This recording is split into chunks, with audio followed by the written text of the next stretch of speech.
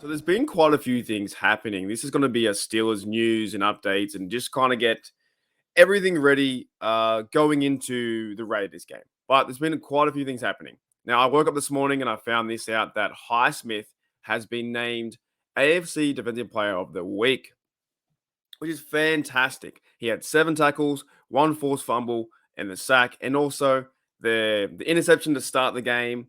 Minka broke up the play. Highsmith caught it, runs all the way to the end zone. Unbelievable. So shout out to Highsmith. That is good to see. Getting recognition for his play there, right? Now, TJ played really good too. And also, TJ, after the last 2 weeks, TJ has had 9 tackles, 9 QB hits, 4 sacks, 3 tackles for a loss, 2 forced fumbles, 2 recoveries, 1 TD, and 2 passes defended. TJ is on the road again to Defensive Player of the Year. But how good do we have it now? Yes, I know we have offensive struggles with Kenny Pickett and Matt Canada, and they're just not gelling right now. They can't run the football. I understand that. But we have Highsmith and we have TJ Watt on the outside helping this team, helping this defense. Now, let's go into some injury stuff too. I found this morning. So, a few injuries after the game, right? We have Patrick Peterson. I believe that's not injury related, did not play.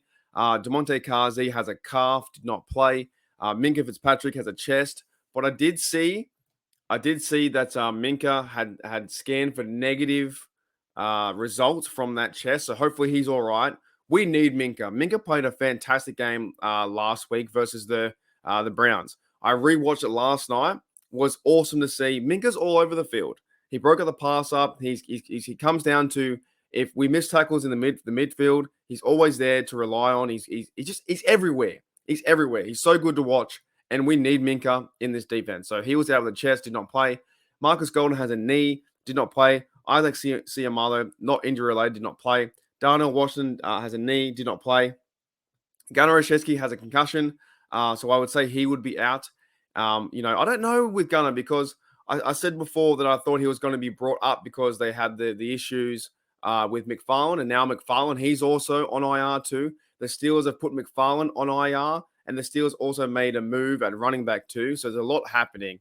But Gunnar Olszewski is going to be in concussion. I don't know if he's going to play, nor will they even dress him. I don't know what his situation. He might be on the outside looking in. He's just made too many errors in the last few weeks with that kickoff return and also dropping the ball. But can you blame him? The guy got rocked. Like I know people want to say he's awful, he's terrible, but when he caught that football, it was a hospital pass, and the guy rocked him, hit him as hard as he could, and he's out. So what do you expect from a big hit? It's football, man. Football happens, right? So at the end of the list here, we have Ogunjobi did not play with another foot, and he seems to be on the list all the times. We always see Ogunjobi on the list, but then he ends up playing. So I want to see these guys get back to it. I want to see Minka get back to it. Hopefully he's okay. Hopefully Ogunjobi's good, and we don't see these guys over the next week when they start releasing I think it's like the Friday or the Saturday. We want to see these guys get off the report, but it's just, yeah, it's football, man. These guys go through the game last week was crazy. It was so physical. All right, so we have also the Steelers in some big news for the team, and I think it's a much needed move. Our mate here, Sean Monahan, was talking about this in our Discord, and they're reporting that Steelers are signing defensive tackle Braden Fehoko from the practice squad to the 53-man roster. So Cameron Hayward's out too. Cameron Hayward is out for the next 7 weeks, 8 weeks. I like the way that Watts played. I like the way that DeMarvin Leal played. Ogunjobi played well. So did Keanu Benton. But this brings another guy to the defensive line that can hopefully stop the run. The key is, to me, is stop the run. We have the great elite pass rushers on the outside. Secondary can get better, but stop the run. We've got to stop these big carries for 60 yards, 10 yards. But we've also faced Christian McCaffrey and prayers to Nick Chubb as well. We faced 2 of the best running backs the last week. Who's in the Raiders? Josh Jacobs, he's pretty good too. So we've got to stop the run. And I think Fehoko helps that. So he's getting upgraded from the practice squad to the 53-man roster, maybe while that Cameron Hayward is out. Now, another one that happened too. A lot of news going on. The Steelers are signing Lions running back Goodwin Igwebuike. I think that's how you pronounce it. Now, what I found out about this bloke here is I went to the Steelers site, and on the Steelers side, it says here that Goodwin has appeared in 30 career games with one start. He has 21 carries for 122 yards and one touchdown. He also has returned 39 kicks for 1,006 yards. So this bloke, they might be using him more in the kickoff return space. Maybe you won't see him as a third down running back. I still believe you have to give Najee Harris carries. Give the guy carries. You need to give him more than 10. Give him 15, 16 carries. Give Warren more carries too. I know there's an ongoing debate out there between Najee should be number 2 and Jalen Warren should be number 1. I don't care. I want 2 number 1s. I want both guys to be successful. I'm not getting involved in that debate. I still like Najee. I think it's been way too soon. It's been 2 games. I feel like we give up on players so easily. The fan base is giving up on Kenny Pickett so easily. It's been 2 games in this season. You're not going to get that from me. You're going to get me supporting these guys, and I want to see them have a big game versus the Raiders. And also, we face some 2 hard defenses too with 49ers and the Browns.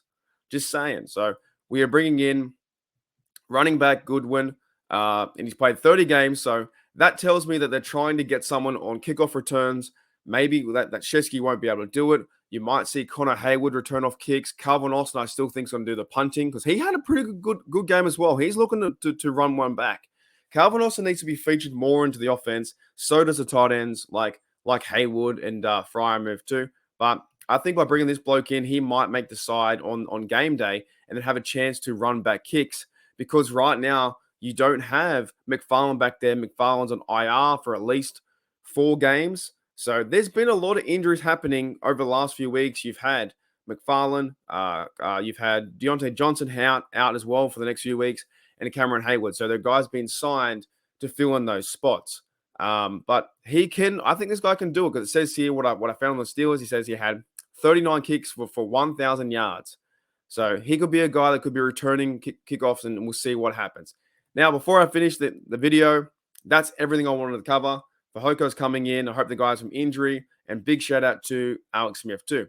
But before I finish it, I do want to end on a Canada note. Something has to change. I did see this one too.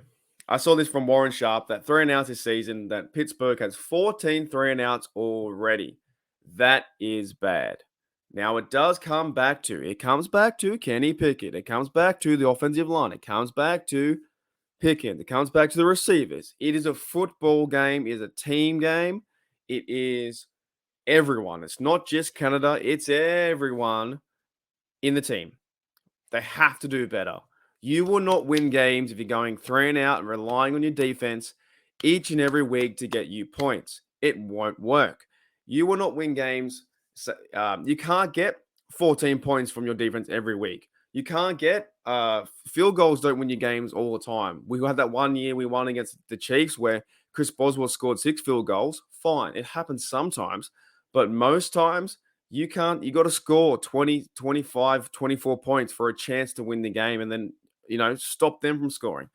Our defense can do that. Our defense can stop these guys. We're becoming like, I think when they start to get into more communication, they start playing JPJ more, they bring in Benton more too, and the guys on the outside, even like Herbig was a factor. He got the face mask from Watson. By the way, Watson got 2 penalties.